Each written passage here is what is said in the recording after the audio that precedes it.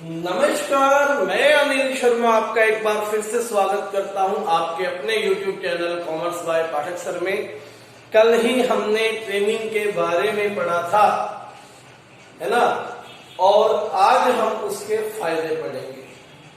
तो कल जो बच्चे ट्रेनिंग को डेवलपमेंट की वीडियो नहीं देख पाए, आज पहले उस वीडियो को देखेंगे और फिर इस वीडियो को देखेंगे।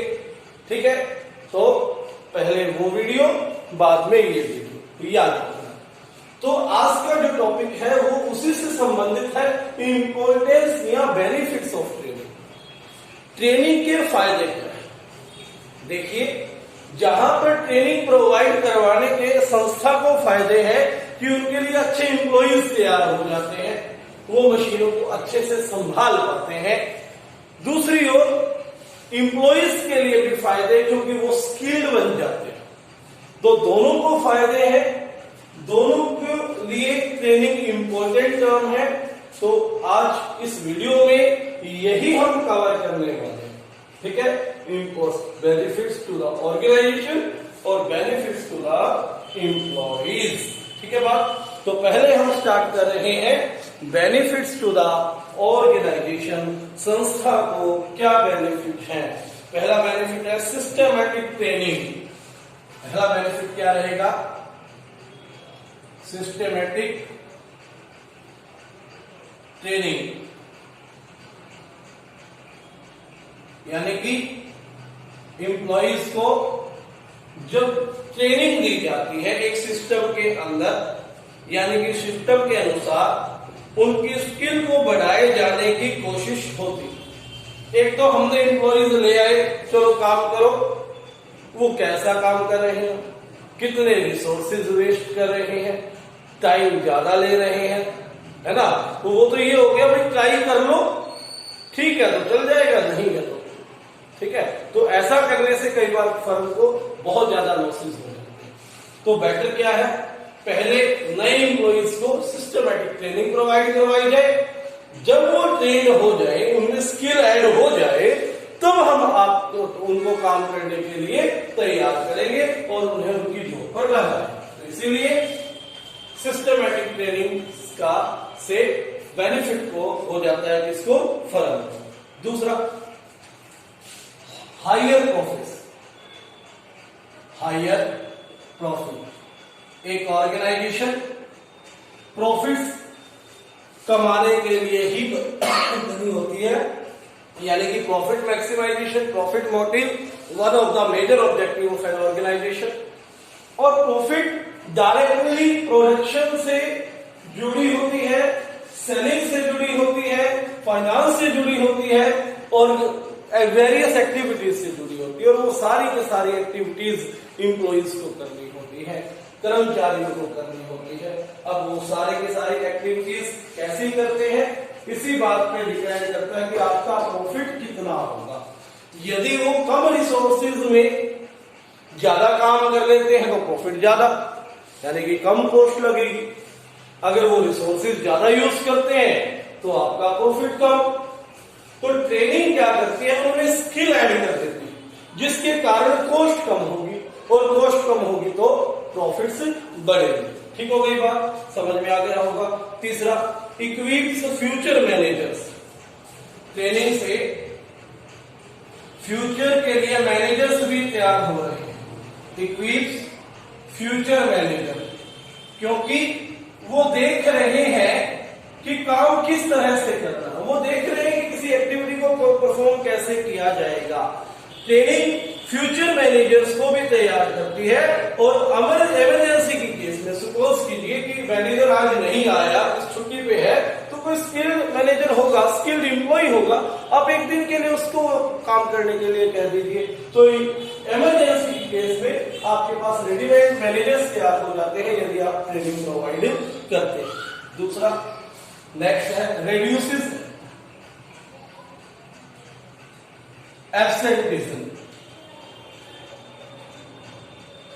And stress. अब कुछ एम्प्लॉइज ऐसे होते हैं जो अपने काम में प्रोफिशिएंट नहीं होते, स्किलफुल नहीं होते। अब जब स्किल नहीं होंगे, बॉस उन्हें हर बात पे टोका टाकी करेगा, बॉस हर बात पे उन्हें इंटरप्ट करेगा, हो सकता है उनपे डांट डपट भी लगाई जाए, हो सकता है उनपे फाइन्स भी लगाए जाए, उन्हें पुनिश भी किया जाए, है ना। तो जब ऐसा बार बार होगा तो एम्प्लॉइज स्ट्रेस्ड फील करेंगे और वो छुट्टी लेने की कोशिश करेंगे, एब्सेंटिज्म बढ़ेगी। एम्प्लॉइज का छुट्टी लेना यानी कि एब्सेंट होना, वो स्ट्रेस में होना, इन दोनों का लॉस ऑर्गेनाइजेशन को है, संस्था को। जब हम उनको ट्रेनिंग प्रोवाइड करते हैं तो उन्हें वो काम आ जाएगा, उनमें स्किल ऐड हो जाएगी, ठीक है। जब स्किल ऐड हो जाएगी तो अपने काम को अच्छे से कर पाएंगे और उनका मोरल बढ़ेगा, और मोरल बढ़ेगा तो वो छुट्टी लेने की कोशिश नहीं करेंगे, उनका ऑर्गेनाइजेशन में ही क्या लगेगा, मन लगेगा काम करने के लिए। तो इसलिए ऑर्गेनाइजेशन के बेनिफिट में हम ये भी पॉइंट रखते हैं कि एब्सेंटिज्म और स्ट्रेस को क्या करता है, कम करता है, ठीक है। उसके बाद फिफ्थ पॉइंट क्या है, जो एनवायरमेंटल चेंजेस होते हैं उनको इफेक्टिव रिस्पॉन्स देगा, effective response to environmental changes. Environmental changes हमने पढ़ा था, बिजनेस एनवायरमेंट, और बिजनेस एनवायरमेंट डायनामिक है, बदलता रहता है, गतिशील है कि नहीं। तो एक ट्रेन्ड एम्प्लॉय वो टेक्नोलॉजिकल जो है अपने आप को तैयार रखता है नई चीजें सीखने के लिए, ठीक है। अब ऐसा एम्प्लॉय जिसके मन में पहले से ही ये रहता है कि मुझे नया सीखना है, उसे ट्रेनिंग देना आसान है, तो ट्रेनिंग देकर हो रही चेंजेस को लागू करवाना भी आसान है, तो अच्छा रिस्पॉन्स मिलता है जब एनवायरमेंट में कोई चेंज होता है और हमारे पास ट्रेंड एम्प्लॉइज होते हैं। तो ये तो थे बेनिफिट्स टू द ऑर्गेनाइजेशन। अब ट्रेनिंग के benefits to the employees. Employees को क्या बेनिफिट होते हैं जी, एम्प्लॉइज को भी फायदे होते हैं, है कि नहीं।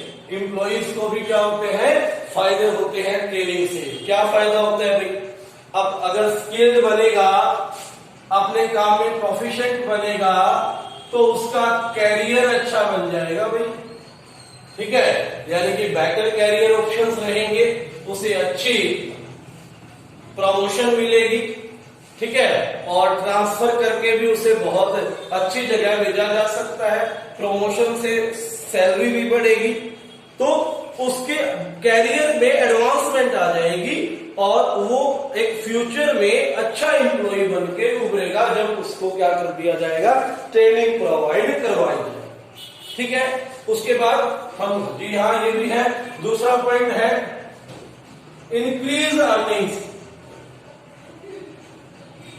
अब जो स्किल्ड है, जो ट्रेनिंग ले चुका है, वो अपने काम को अच्छे से करेगा और काम कम कॉस्ट में ज्यादा करेगा, इसलिए वो दूसरों से बेटर है और उसके काम के लिए दूसरों से उसे ज्यादा सैलरी भी मिलेगी, उसकी अर्निंग्स भी बढ़ेगी, उसकी कमाई भी बढ़ेगी, ठीक है ना। एक अनस्किल्ड यानी कि अनट्रेन्ड एम्प्लॉय से ट्रेन्ड एम्प्लॉय, स्किल्ड एम्प्लॉय की अर्निंग डेफिनेट है वो ज्यादा होगी, ठीक है बात। तीसरा, more efficient to handle machines, क्योंकि एम्प्लॉइज को मशीन्स पे काम करना होता है और मशीन्स पे काम करना आसान नहीं होता, ठीक है। मशीन्स को हैंडल करने के लिए उन्हें ट्रेनिंग दी ही जानी चाहिए ताकि वो अच्छे से हैंडल करें। अब मशीन यदि अनस्किल्ड एम्प्लॉइज के हाथों में होगी तो पहली बात वो मशीन को सही से नहीं चलाएंगे, मशीन खराब होने का खतरा। दूसरा, उनका खुद की लाइफ भी खतरे में, एक्सीडेंट होने का भी खतरा रहता है। जब उनको ट्रेनिंग देंगे तो वो मशीन्स को अच्छे से चलाएंगे, यानी कि एक्सीडेंट का खतरा भी कम हो जाएगा और मशीनें खराब भी नहीं होंगी। दोनों बेनिफिट किसके लिए है, एम्प्लॉइज के लिए, ठीक है बात। उसके बाद हम कह सकते हैं कि उसका मोरल भी बढ़ जाता है, इंक्रीज मोरल, मोरल बढ़ जाएगा। यानी कि उत्साह बढ़ जाएगा, कॉन्फिडेंस बढ़ जाएगा। एक ट्रेन्ड एम्प्लॉय है जो, उसका मोरल बढ़ जाता है, सेटिस्फैक्शन, क्योंकि वो अपनी जॉब से सेटिस्फाई हो जाता है, भाई उसको आता है, उसकी पहचान है। एक अच्छे वेल्डर की पहचान है कि वो वेल्डिंग बहुत अच्छी करता है ना।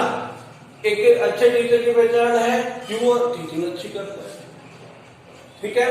तो इसी तरह जो मैनेजर है, अच्छे मैनेजर की पहचान है, मैनेज अच्छे से रखता है अपनी फर्म को, ऑर्गेनाइजेशन। तो जब उसे ऐसा सुनने में मिलता है कि वो हाँ बहुत अच्छा काम कर रहा है, तो उसका मोरल भी बढ़ जाता है, यानी कि ट्रेनिंग से एम्प्लॉइज का मोरल भी बढ़ता है, ठीक है। तो आज के लिए इतना ही था, धन्यवाद, ठीक है। इस चैनल को सब्सक्राइब करें और वीडियो को लाइक करना बिल्कुल ना भूलें, अपने फ्रेंड्स के साथ इसको शेयर करें। धन्यवाद।